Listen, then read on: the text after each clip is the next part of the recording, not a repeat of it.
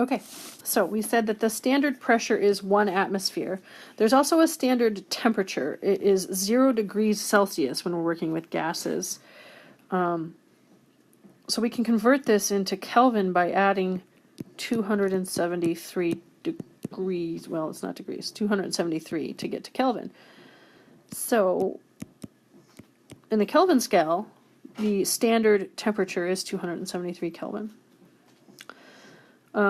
Just a little note, in your textbook it does say that standard pressure is measured in bars. Bars is a unit that much of the rest of the world uses, but Americans don't use it very frequently.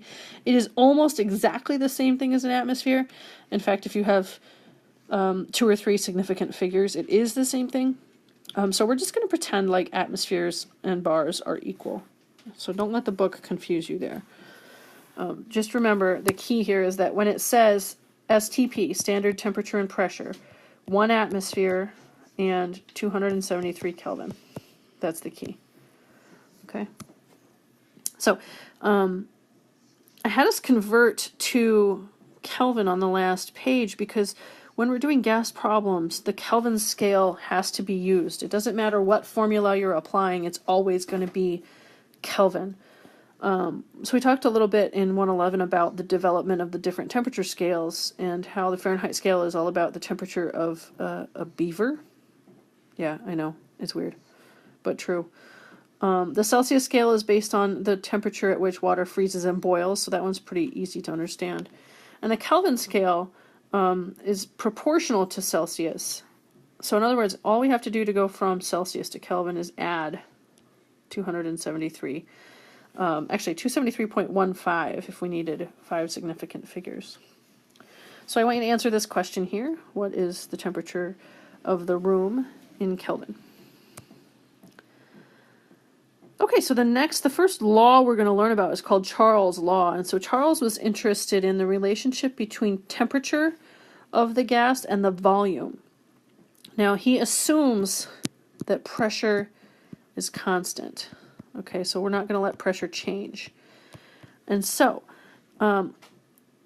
there's a link to this in your notes. I want you to go to this YouTube video and watch it and answer the question. If temperature goes down, so initially he's putting the balloons into this liquid nitrogen dewar in the middle, this container full of liquid nitrogen, and liquid nitrogen is really, really cold.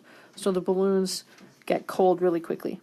I want you to tell me what happens to the volume of the balloons. Do they go up or do they go down? Okay. Then when he takes the balloons out, so temperature is going back up, what happens to the volume? Okay. And then this will tell us whether it's a proportional relationship or an inverse relationship. And that is basically the point of Charles' law. All right, so you can pause this video to go watch the other YouTube. Now, if we take a bunch of different measurements of the same gas at different temperatures and we measure their volume, so here we're changing temperature on the x-axis and measuring the volume on the y, we get a really very nice line. It's very straight, which is unusual in science. Most of the time our lines kind of, they do this. They look kind of crazy and random like that. But no matter what gases we tested and no matter what conditions we did this under, you always got a really straight line.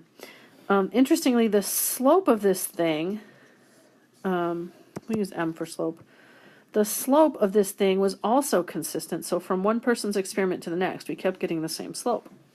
We also kept getting the same intercept down here. It kept intercepting with, where volume is 0 at negative 273 degrees Celsius. That temperature is so important that we actually have a special name for it. If it's negative 273 Celsius and we add 273 to get to Kelvin, that means it's 0 Kelvin. That's a quantity that's called absolute zero. It means that the volume of a gas is nothing, which means there's no matter there. You can't have anything at absolute zero. It's a purely theoretical quantity. But it's interesting because different gases in different experiments kept coming up with that same number. So That's where Kelvin's scale was actually developed. He said, okay, well, if nothing can get colder than 273, negative 273, then that is our absolute lowest temperature. So the Kelvin scale is the only one that doesn't have any negatives in it, which is why it's handy for gases. All right, so this symbol, this little fish, means proportional. So based on the last video, you can deduce that volume and temperature are proportional. That means that if volume goes up, so does temperature. Or if temperature goes up, so does volume. So that's what we saw in the last half of the video. They're not equal, though. So for example, looking at our graph here, if we find the temperature at 0, it doesn't have 0 volume, right? It's got a volume of roughly 25 centimeters cubed. So that's not 0. So they are not equal. If I wanted it to be an equal sign instead of a proportional sign, I need to multiply it by some constant. And it turns out it is the slope. So you could write V equals the slope times T. But we need to know what the slope is in order for that to have any kind of meaning. So we do some more experiments that Boyle is going to do here in a second. So that absolute 0 quantity is a really important idea here. It's the point at which all motion in the particles stop completely. And we said that every piece of matter, whether it's a solid, a liquid, or a gas, automatically has motion, at least vibration at the minimum.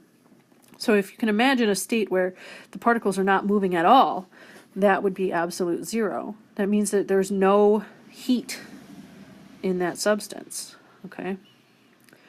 And again, absolute 0 in Kelvin is 0 Kelvin. It's the lowest it can go. So gases behave this way. It also, by the way, in addition to meaning motion stops, it means that the volume of a gas is nothing. It's 0. Okay, so we know that that's purely theoretical, but that means that if you do gas problems, it has to be in terms of Kelvin. Otherwise, you're not going to get correct values. We're going to do this one in class on Friday, so make sure you come for that. We're going to learn about Boyle's law together. Okay, so Charles' law can be written as a ratio. So if, I'm not going to derive this exactly, but if we have the slope times the temperature equals V1, you can rearrange this where the slope is on one side. And then if the slope of one experiment and the slope of another experiment are the same, that means you can set them equal to each other. So the best way to use Charles' law is actually as a formula like this, where V1 and T1 are on one side and V2 and T2 are on the other side. So here's how we do that. So it says my hot air balloon has a volume of 50 liters, so that's a volume. I'm going to make that V1. When we are on the ground, where the temperature is 24 degrees Celsius. So my T1 is 24.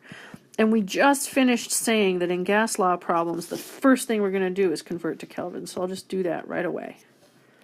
So what's that give me? 297, I think. 297 Kelvin is our first temperature. In order to make the balloon rise, the air is heated to 45. Okay, so my new temperature is 45 degrees.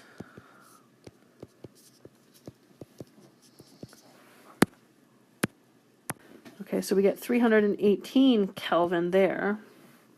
And so I must be solving for V2 because that's the only thing that I don't have from the problem. And then, okay, so it says, what is the final volume? So definitely V2. Okay, so I'm going to plug it into my equation. I got 50 liters on the V1 divided by T1, which is 297. That's a 7. I know it doesn't look like one. There. 297 Kelvin. And it equals the volume I don't know divided by 318 Kelvin. So, the way I would solve this is to first go 50 divided by 297. There's actually multiple ways to solve this problem, so don't let the algebra trip you up.